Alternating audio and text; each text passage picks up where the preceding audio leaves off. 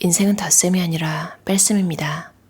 그 순간 삶은 우리의 가장 큰 기쁨이 됩니다. 내 인생의 무게를 지혜롭게 내려놓는 법, 가벼운 삶의 기쁨.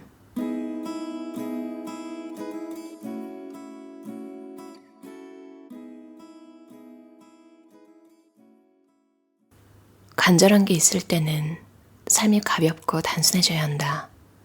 아무 일도 일어나지 않게 해달라고 간청하는 동안 우리의 삶은 점점 무거워지고 만다. 우리가 세상을 살아가는 근본적 목적은 단순하다. 행복해지는 것이다. 그저 불행해지지 않는 삶이 행복한 삶일까? 짧지 않은 내 인생 경험에 비춰보면 절대 아니다. 행복한 삶은 불행에 빠지지 않으려는 소극적 삶이 아니다. 행복한 삶은 글자 그대로 행복에 겨운 삶이다. 행복에 겨운 사람들은 불행을 예방하기 위해 에너지를 소모하지 않는다. 그들은 불행을 불행이라고 부르지 않는다. 그들에게 불행이란 그저 살아가다 보면 언제든 일어날 수 있는 일일 뿐이다. 그래서 그들은 지금 이 순간 자신에게 일어난 일, 닥친 일에 집중한다. 일어날지도 모르는 일에 대한 숱한 걱정 따위는 개나 물어가라지. 일어난 일에서 뭔가 배우게 해달라고 부탁하고 일어나지 않은 일에 대해선 생각을 끄는 것. 그러면 삶은 가벼워진다. 당신이 원하는 존재를 사랑하지 않으면 당신이 원하지 않는 존재가 당신을 사랑하게 될 것이다. 날마다 우리는 조금씩 부서지고 금이 간다. 그래야만 빛이 그곳을 빈틈없이 채울 수 있으니까. 그것이 곧 삶이다. 삶의 기쁨이다. 모든 것엔 금이 가 있다는 사실을 받아들이면 삶은 가벼워진다. 깊고 깊은 자포자기에서 빠져나올 수 있다. 잠시 생각해보라. 우리의 인생은 어떤 체계로 이루어져 있을까? 우리는 우리에게 왜 어떤 일들이 일어났는지 알지 못한다. 또한 어떤 일들이 일어날지에 대해서도 알지 못한다. 그렇다면 우리의 삶을 관통하는 가장 유력한 키워드는 무지라고 할 수 있다. 인생은 곧 이 무지에 대처하는 자세다. 어떤 사람은 엄청난 행운 앞에서도 불만 가득한 표정을 짓는다. 어떤 사람은 생각지도 못한 횡에게도 두 손 모아 기도를 올리며 이를 감사와 축복이라고 부른다. 왜 이런 차이가 생겨나는 걸까? 그렇다. 인생은 알매의 체계가 아니라 믿음의 체계이기 때문이다. 한 치 앞도 모르는 삶을 기어코 알려고 애쓰지 마라. 그런 노력은 우리를 지치게 만든다. 삶은 원인과 결과, 동기, 이유 등으로 이루어져 있지 않다. 삶은 그저 모든 것엔 금이가 있다. 거기로 빛이 들어온다는 믿음일 뿐이다. 믿음의 깊고 얕음이 곧 삶의 질과 우선순위를 결정한다. 믿음이 깊어지면 사랑이 피어난다. 금이 간 모든 것들, 조금씩 부서져 내리는 삶의 편린들을 사랑하는 것. 그것이 곧 우리가 배워야 할 삶의 전부다. 하나를 더 알려고 몸부림치기보다는 하나를 더 믿기 위해 노력하라. 빛은 거기로 들어온다. 먹고 마시고 기도하라. 우리가 2달러짜리 샌드위치와 3달러짜리 와인을 먹고 마실 때조차 기쁨을 느끼는 이유는 무엇일까? 거칠고 남루한 음식을 함께 먹고 마실 수 있는 좋은 사람들을 초대했기 때문이다.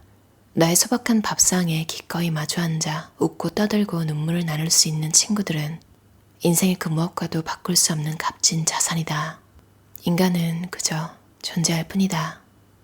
견딜 수 없는 것들을 받아들이기. 평생 내가 원하는 게 있다면 바로 자유다. 압박, 고립, 사람들의 고통, 나의 정신적 침잠, 무너지는 빙산을 피해 달아나는 북극곰들의 슬픔으로부터의 벗어남이다.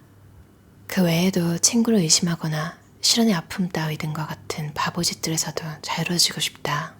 바닥을 치고 나면 자유로워지고 당신이 당신의 경력을, 딸을, 배우자를, 부모님을 구원하지 못한다는 사실을 알면 자유로워진다. 한 번도 와보지 못한 미지의 장소에 도착했다는 사실을 인정하면 안도감이 든다. 바로 그 지점에서 복구 작업을 시작할 수 있다. 온갖 나쁜 일들은 고칠 수 없는 일을 고치려 들기 때문에 일어난다. 마음이 제자리거리는 소리, 몸의 긴장, 과거에서부터 끌고 온 트렁크와 바퀴 소리들이 들려온다.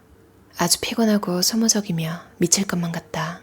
나는 신에게 내가 지금 바닥에 있으니 이것을 해달라고, 저것을 해결해달라고 기도하지 않는다. 그따위의 기도는 먹히지 않는다는 걸 충분히 알고 있기 때문이다. 제발 그만 좀 하라거나 구체적인 결과물을 보여달라고 떼쓰지 않는다. 신도 안 되는 걸 되게 하지는 못하신다. 살아가면서 우리가 결코 잊어서는 안 되는 일이 있다면 생의 순간순간을 올바른 곳으로 보내는데 몸과 마음을 다해야 한다는 것이다. 하루하루 우리가 살아갈 힘은 더 좋은 삶에 대한 생각을 놓지 않는 데서 나온다. 언제 어디서나 어떤 방식으로든 더 좋은 삶을 상상하라. 삶은 증명이 아니라 극복이다. 일어난 일을 입증하는 데 시간을 쓰지 마라. 일어난 일을 받아들이는데 삶을 사용하라. 이유를 찾지 마라. 설명을 애쓰지 마라. 삶의 기적은 매 순간 기적처럼 도착한다. 우리 자신 또는 누군가의 위대한 힘이 되려고 노력하는 절대적인 광기로부터 스스로를 놓아주자. 우리는 앞으로 나가야 한다는 해로운 고집으로부터 자유로워질 수 있고 편한 길처럼 보이지만 실은 어두운 숲속으로 인도하는 길을 달려가지 않을 수 있다. 삶은 내가 원하는 것만 취할 수 있는 거래가 아니다. 가끔은 탈진으로 인해 입이 쩍하고 벌어지고 마찬가지로 영혼과 마음도 실패와 패배로 지칠 대로 지친다. 우리 자신과 삶에는 눈에 도드라지는 결함이 있고 복잡하다. 작고 사소한 축복에 담례하는 습관을 들이면 삶에서 일어나는 일들, 흘러가는 일들이 결국 당신 편을 선택한다는 깊은 깨달음을 얻게 될 것이다. 훨씬 나쁠 수 있었지만 그렇게 되지 않았다. 고개를 들어라. 당신이 이겼다. 명심하라. 순간순간이 모여 하나의 인생이 완성된다. 우리는 나이를 먹으면서 삶에는 일정한 주기와 흐름이 있다는 사실을 깨닫게 된다. 어떨 때는 아름답고 어떨 땐 고통스럽다. 하지만 순서를 예측할 순 없다. 그러니 당신의 삶은 사랑스럽고 고통스럽고 또다시 고통스러울 수 있다. 그리고 모두가 동의하는 바에 따르면 나는 삶이 결코 공평하지 않다고 생각한다. 굳이 그 사실을 좋아할 이유는 없다. 그러나 어느 정도 인생을 살았다면 당신은 시간에 대해서 좀 알고 있으리라. 당신이 인내하고 집중하고 있다면 신이 메뚜기 떼가 휩쓸고 간 것들을 회복시켜주는 장면을 보게 될 것이다. 그래, 인정한다. 수많은 나쁜 일들은 우리들 각각의 삶에서 보란듯이 일어난다. 내 아들 샘은 7살 때 자신과 내가 같은 순간에 똑같이 죽을 수 없을지도 모른다는 사실에 훌쩍거리기 시작하더니 급기야 엉엉 울음을 터뜨리며 이렇게 말했다. 왜 그걸 지금 알려주는 거예요? 미리 알았다면 태어나는 일에 동의하지 않았을 거예요. 삶은 매 순간 이동한다. 질조와 정체, 변화와 침체를 반복하면서 끔찍한 일들이 일어나고 아름다운 일들이 일어난다. 이 모든 흐름이 삶이라는 큰 그림의 크고 작은 퍼즐 조각들이다. 이 퍼즐 조각들을 하나씩 얻을 때마다 1000개의 축복을 발견하게 될 것이다. 그러니 1000피스짜리 퍼즐이 완성되기 전까지는 생의 모든 순간을 절대로 포기해서는 안 된다. 어떠셨나요? 앤 라모트 저자의 가벼운 삶의 기쁨이라는 책이었어요. 김선아 번역가가 옮기셨고요. 나무의 철학 출판사에서 나왔어요. 이 책은 특히 번아웃에 빠졌을 때 읽으면 너무너무 좋은 책인데요. 그럼 안 좋은 일이 자꾸 일어나면 혹은 그냥 걱정이 막 계속 일어나면 이런 일만은 일어나지 않게 해주세요. 이런 일만 일어나지 않게, 그리고 이 정도만 피해를 입지 않게 해주세요. 뭔가 원하는 건데 다 부정적인 내용이잖아요. 근데 이렇게 하지 말고 원하는 걸 똑바로 생각해서 그걸 바라는 게 낫다고 하더라고요. 그러니까 부정적인 일이 일어날 것에 초점을 맞춰가지고 그것만 일어나지 않게 해주세요. 이런 게 아니라 약간 긍정적인 느낌으로 행복을 바라는 거죠. 행복을 원하는 것. 그리고 저마다 또 불행이라고 정의하는 기준이 다 다르잖아요. 이 책에서 보면 행복한 사람들은 불행에 대한 역치가 너무 낮아서 약간 행복하지 않은 모든 게 불행이라고 느끼는 사람보다는 좀 안 좋은 일이 있어도 그럴 수 있지. 그 인간관계도 보면 그렇잖아요. 쟤도 뭐 그럴 수 있지.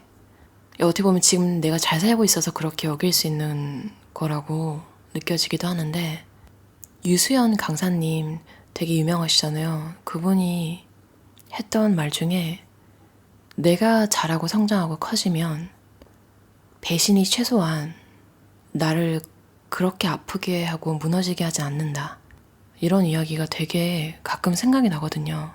내가 진짜 단단해지는 게 답이겠다. 정말 인생에서 내가 남들의 생각을, 남들의 행동을 알 수가 없잖아요. 뭐 얘는 절대 이럴 애가 아니야 했던 사람도 뭐 이런 애가 돼버리기도 하고. 그러니까 책에서 말했듯이 모든 것엔 금이가 있고, 그리고 그 금으로 빛이 들어온다는 사실을 알면 삶은 가벼워진다.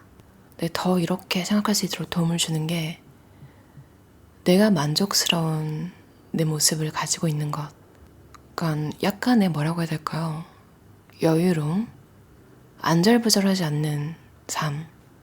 그런 상태에서 남들을 용서하기도 쉽고, 또 그렇게 되니까 사람들과도 트러블이 적어지고 삶에서 긍정적인 일들도 많이 일어나는 것 같아요. 그리고 뭔가 예전에는 어떻게 이럴 수 있지? 어떻게 이런 불행이 나에게 일어날 수 있지? 이랬던 것들도 또 그냥 뭐 그럴 수 있지.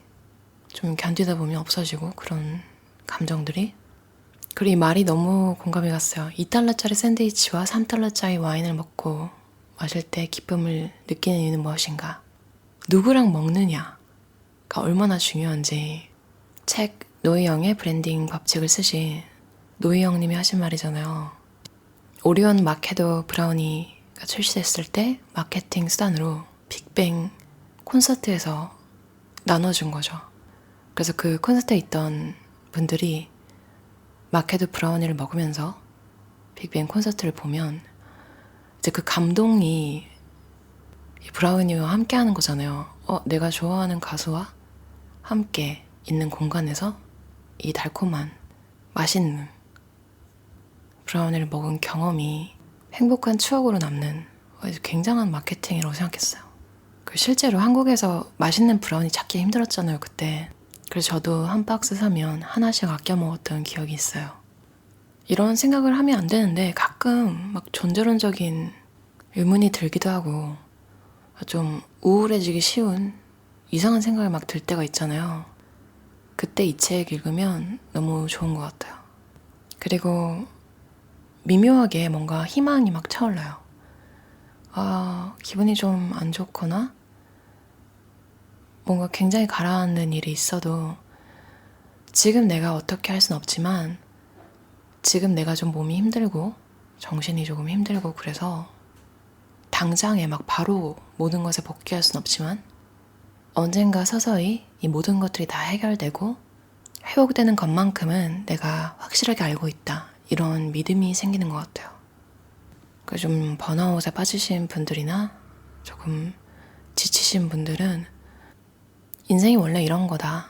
나만 이런 게 아니구나. 하다못해 이 저자의 아들, 귀엽고 되게 슬프죠. 그러니까 어린 아이가 나중에 아마 엄마랑 같은 순간에 죽을 수 없다는 사실을 알고 나서 막 훌쩍거리기 시작했다는 게 이게 너무 슬픈 거예요. 사실 어린아이가 아니더라도 나이를 계속 먹어도 부모님이랑 같은 순간에 이 세상이 없어지지 않을 거라는 걸 아는 건 사이가 좋던 나쁘던 이런 거랑 상관없이 되게 기분이 이상해지는 것 같아요. 약간 좀 슬프고.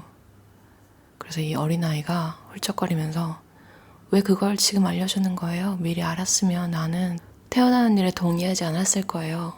이게 너무 공감이 가고 귀엽고, 그럼에도 인류가 이렇게까지 발전하고 사람들이 계속 생겨나고 이 모든 것들이 다 너무 대단한 것 같다는 생각을 했어요. 그리고 이 모든 것들이 삶이라는 큰 그림의 크고 작은 퍼즐 조각들이다. 그러니 1000피스짜리 퍼즐이 완성되기 전까지는 생의 모든 순간을 절대로 포기해서는 안 된다. 이 말이 정말 짧게 설명하기가 되게 힘든, 약간 벅차오르게 하는 감정이 드는 것 같아요. 인간은 그저 존재할 뿐. 이 말이 그냥 너무 편하게 다가오더라고요. 그냥 존재할 뿐. 언젠가 마음이 너무 무겁거나 삶이 갑자기 너무 크게 다가올 때 이 말을 한번 생각해보면 좋을 것 같아요. 가벼운 삶의 기쁨이었어요. 들어주셔서 감사합니다.